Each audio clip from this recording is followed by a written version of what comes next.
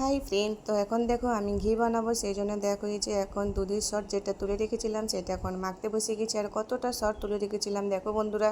তো চলো বন্ধুরা, এটা এখন আমি সুন্দরভাবে মাখবো।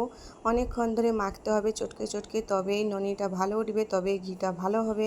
তো দেখো অনেকটাই সর ছিল আজকে, সেই জন্য ভাবলাম যে না, আজকে একটু ঘি বানানো যাক, নাহলে বেশি দিন রাখলে আবার এটা নষ্ট হয়ে যাবে।